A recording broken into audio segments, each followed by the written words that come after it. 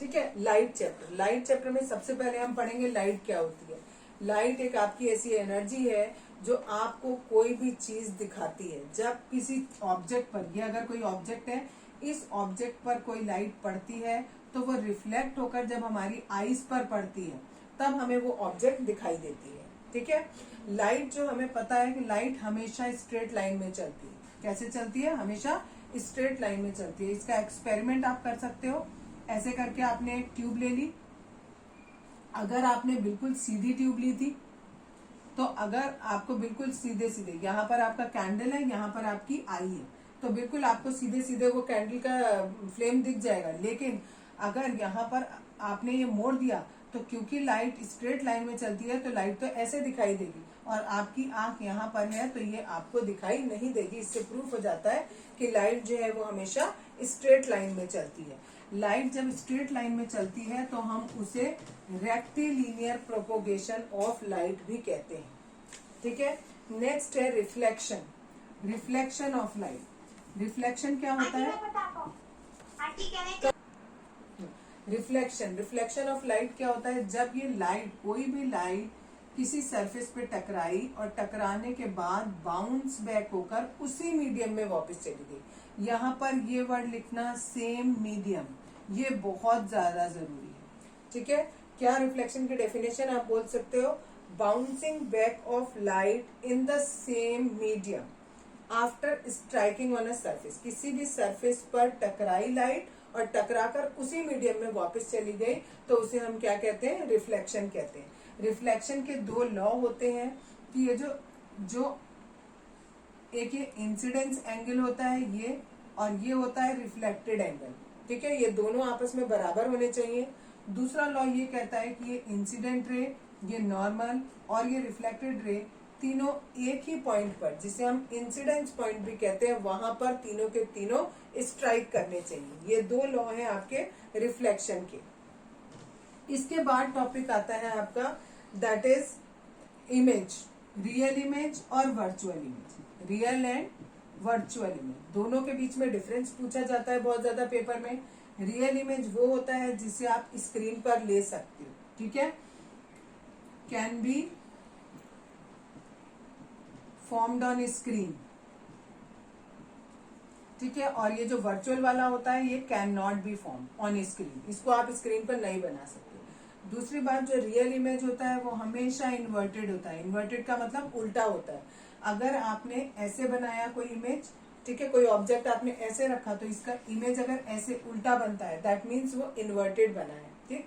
अगर हम इसको हेड मान रहे हैं, इसको लेग मान रहे हैं, देन यहाँ पर क्या हो गया, जो इमेज बना वहां पर उल्टा हो गया, हेड नीचे चला गया, लेग ऊपर आ गया, तो उसको हम इन्वर्टेड बोलते हैं। और जब भी इन्वर्टेड इमेज बनता है तो वो कैसा होता है? रियल होता है। जबकि जो वर्चुअल होता है वो इरेक्ट होता है। इरेक्ट का मतलब होता है सीधा सीधा, ऐसे बनाया था ऑब्जेक्ट और ऐसे बनी इमेज उसकी, तो इसको हम कहते हैं वर्चुअल इमेज। ओके, इरेक्ट हो गया आपका। अब आपको बता रही हूँ कि जो आपका प्रोजेक्टर में, सिनेमा हॉल में जो आप प्रोजेक्टर होता है उसमें जो इमेज बनती है वो आपकी रियल इमेज होती है। और वर्चुअल का एग्जाम्पल, जो आप प्लेन मिरर में, घर पे जो मिरर होता है उसमें जो आप अपनी शक्ल देखते हो दैट इज वर्चुअल होती है। ठीक है। अब इसमें एक चीज और रही आपकी कि जो प्लेन मिरर होता है उस प्लेन मिरर में जो इमेज बनती है उसकी कैरेक्टरिस्टिक्स बताओ। Characteristics of image formed by plane mirror. ठीक है, प्लेन मिरर। तो इसमें क्या क्या चीजें होती हैं? पहली चीज आपकी क्या होती है? वर्चुअल बनती है इमेज। ठीक है। वर्चुअल का मतलब मैंने बताया, अगर आप ऐसे खड़े हो तो आपका इमेज भी ऐसा ही बनेगा। ठीक। दूसरी चीज मैंने आपको बताया, इरेक्ट बनता है। Just wait. ठीक है। ओ ये दिस इज इरेक्ट, सॉरी। ठीक है। और इरेक्ट भी किसे कहते हैं? सीधा सीधा। वर्चुअल में भी कैसा बनता है? सीधा सीधा। और इरेक्ट में भी कैसा बनेगा? सीधा सीधा। तो उसको हम कहते हैं वर्चुअल है और इरेक्ट है। तीसरी बात, सेम साइज का बनता है। जितने बड़े आप हो उतना ही बड़ा आपका इमेज बनेगा। ठीक। चौथी बात होती है कि laterally inverted. Laterally inverted. Laterally inverted का मतलब होता है कि अगर ये शीशा है, आप इधर खड़े हो और आपकी इमेज इधर बनी है, इधर वाले इंसान ने अपना लेफ्ट हैंड उठाया तो इधर वाले इंसान का आपको राइट हैंड उठता हुआ दिखाई देगा। That is called lateral inverted. ठीक है, ये lateral inversion is very important, ये पूछा जाता है पेपर में।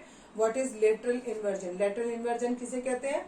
कि अगर सीधा आपका उल्टा दिखे और उल्टा आपका सीधा दिखे, then it is called lateral inversion. और पांचवी बात जो इसकी रही वो ये कि अगर सपोज ये आपका मिरर है, ये आप खड़े हो और ये आपका इमेज है, तो ये जो डिस्टेंस होगा, आपका डिस्टेंस मिरर से और मिरर का डिस्टेंस इमेज से, ये दोनों डिस्टेंस कैसे होंगे? बिल्कुल बराबर होंगे। ठीक है, ये वाले जो डिस्टेंस होंगे, ये वाला डिस्टेंस इस डिस्टेंस के बिल्कुल बराबर होगा।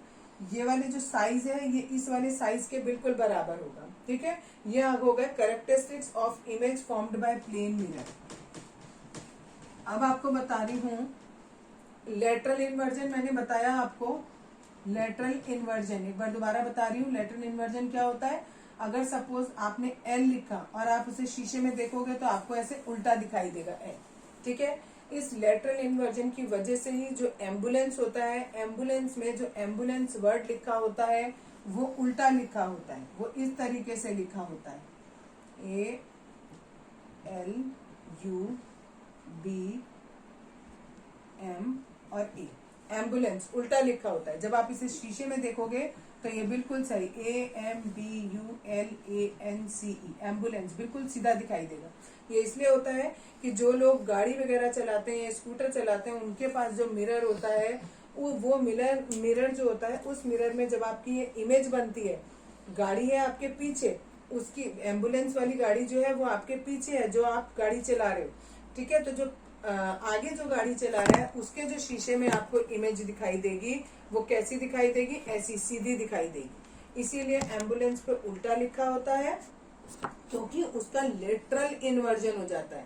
वो आपको लेटरली इन्वर्टेड होके दिखाई देता है और वो कैसा दिखाई देता है? एम्बुलेंस। तो आगे जो इंसान गाड़ी पे जा रहा है उसको अपने शीशे में दिख जाता है कि एम्बुलेंस आ रही है पीछे से, वो साइड हो जाता है और एम्बुलेंस को जगह देता है और एम्बुलेंस आगे चली जाती है। ठीक है, नेक्स्ट टॉपिक है आपका स्फेरिकल मिरर।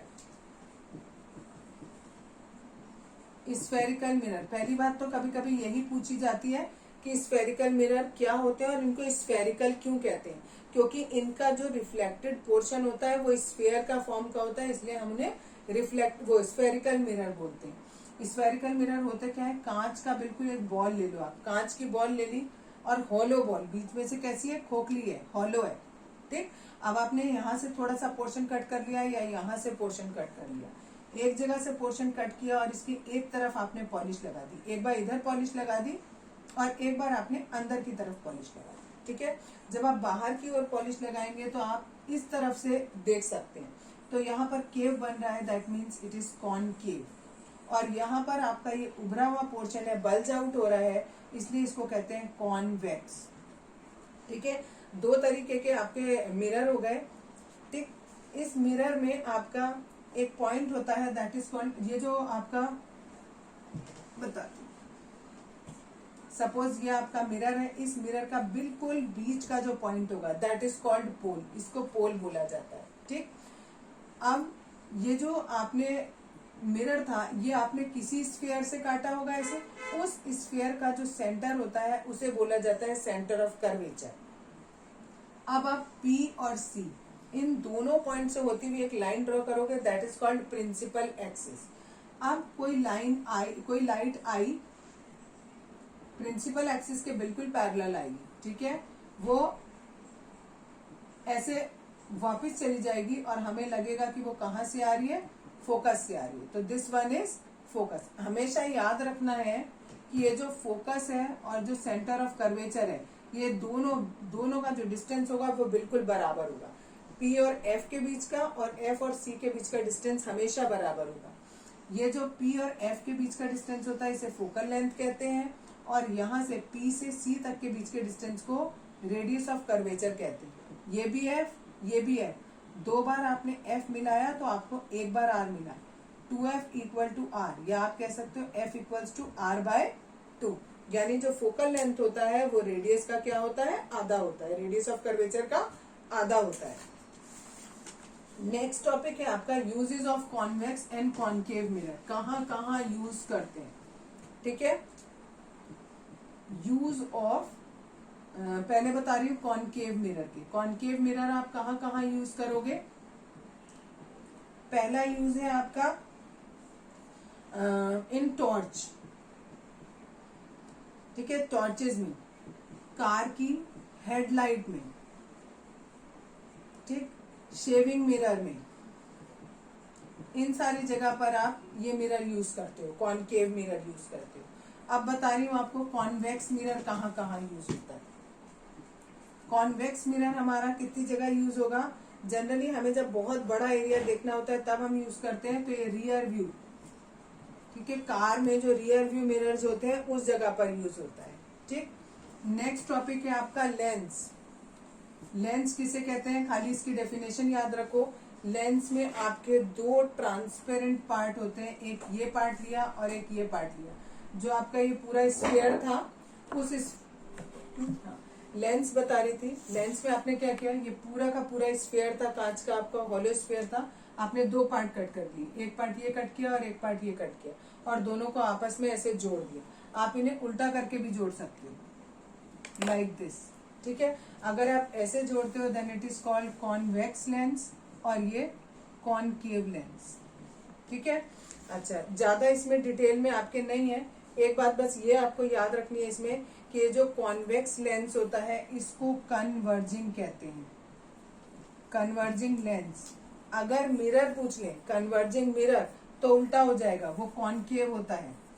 कॉनकेव मिरर जो होता है, यही लिख दे रही हूं, कॉनकेव मिरर।